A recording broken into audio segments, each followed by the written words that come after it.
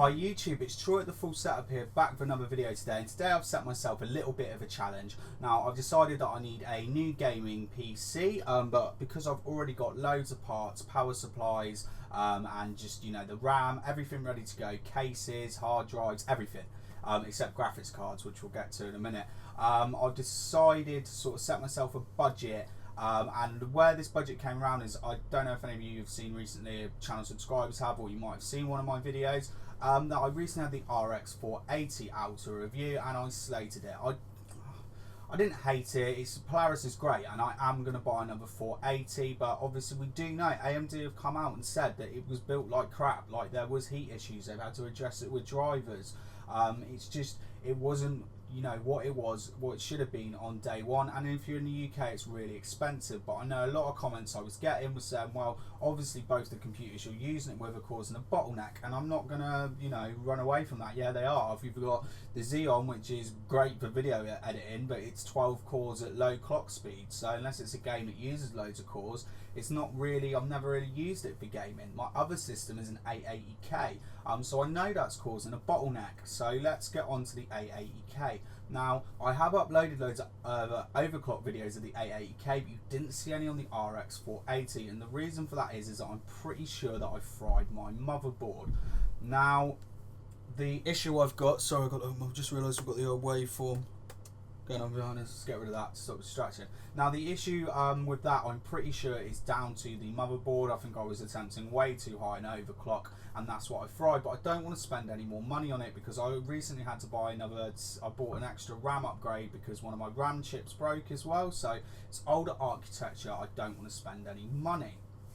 So that's it, it's why we're building a new system. So what system am I going to build? Well, I sold my graphics card for £200 and I was left with 180 after my eBay fees, so I lost like 40 quid doing those videos.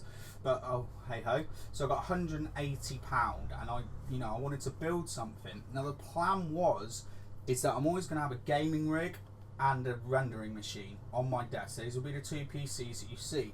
Over here I want to have I'm sort of going to get is a bench table to work on, and then I can buy a motherboard and, you know, just try all the different processors with multiple different graphics cards, and then when it's of a more power than my gaming PC, it will go in the gaming PC. So I was originally going to start with a Z170 motherboard, and then I was going to go real low Pentium processors.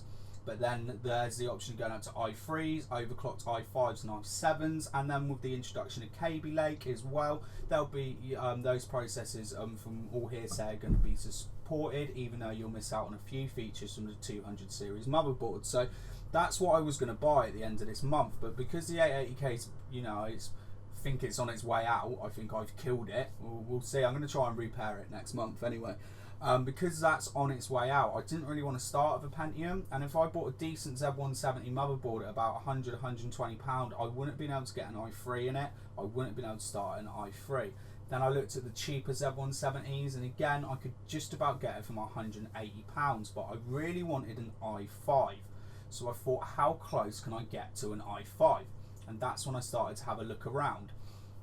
So I had a little shop around, and I really wanted an i5 6500, which is £170, so I've got £10 budget left for a motherboard. That's not going to happen. Started looking at it second hand, and I could have got one second hand for about 130 quid, and then maybe £50, and I wouldn't have had a Z170 motherboard. So I thought, what if I went a bit older? You know, I've got £180, and you know, that's not far off buying a 6600K. How close can I get to a 6600K with my budget? So I started shopping around for processors on eBay second hand, and instantly, you know, there's 2500K to like 40-50 quid, and it's still a good gaming processor. But this is my thing I said about when I built the Xeon, like these old Xeon chips that all the YouTubers are telling you to go and buy. It's all well and good if the chip's cheap, but if the motherboard is a fortune and old and got broken parts on it, it's not worth it. So then I started looking at is it Sandy Bridge, I think, Sandy Bridge or Ivy Lake, whatever, the next one on. Started having a look around at that, at like the those sort of processors, and sort of the, you know, the 3 series, using a Z87 motherboard, and it was about in budget. I could have done that, but again, the Z87 motherboards, the ones I was finding for price secondhand, weren't in very good condition, and it's not that they're not in good condition, it's that they're old. You don't know when they're going to break. So that sort of moved me on looking at like Haswell basically. So I started looking at Haswell processors, and I've gone out and bought a processor, and it's taken up a massive £136 of my budget.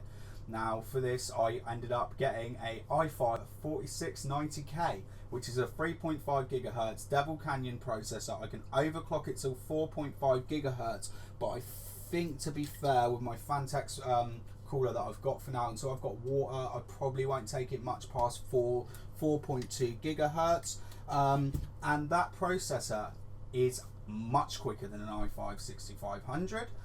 You will see these selling on eBay all the time. They keep going between 120 and 140 pounds. Mine's a bit of a risk. Here's a picture of it. It's on a paper towel, but the guy actually sells loads of processors, so I was able to you know, trust that in the buyer. So that's about it with the CPU really. As I said, with the 6600K, in gaming performance, it's literally the frames per second rates you get between a 4690K and a 6600K overclocked is very minimal. The 6600K does slightly, it's only 5 to 10%, maybe 15% faster in sort of like video editing and, you know, sort of all those sort of applications I'm not going to use this for. But other than that, I've pretty much got a processor as good as a 6600K, and it's not that old as well, so it's quite new. So now I'm a bit screwed, because now I've got £44 to get a motherboard, and this is where it got real tricky. So let's get to the motherboard. I've got the monitor off this time. I've pulled the hat up down a bit as well, so I don't look like Timmy Mallet. But yeah, motherboard, £44.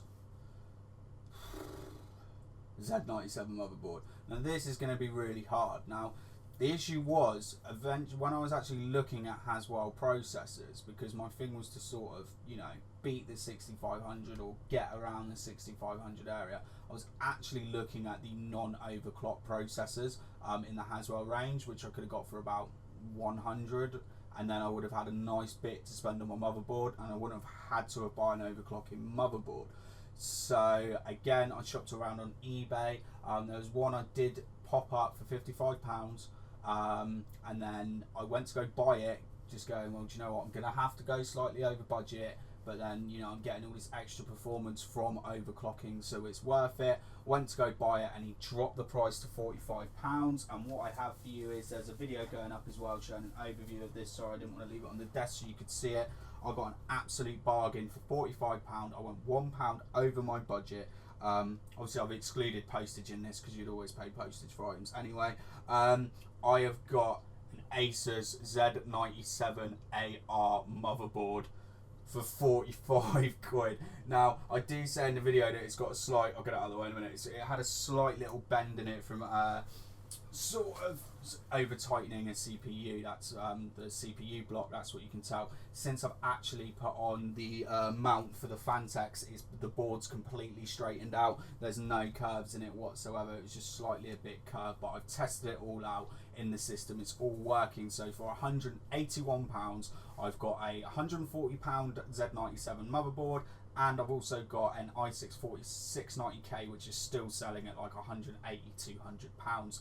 So I will be posting some videos very soon. I've got to decide what graphics cards I want to buy at the end of the month. I'm really split between whether I get a 480 non-reference, a GTX 1060, or if I wait for the 470s and get two 470s in Crossfire. But either way, I'm most likely going to buy all four with the Crossfire of those graphics cards in the next few months. So if you want to see the benchmark videos, if you want to see how this perform, and I really hope this video has helped you. You do not always have to buy everything brand new.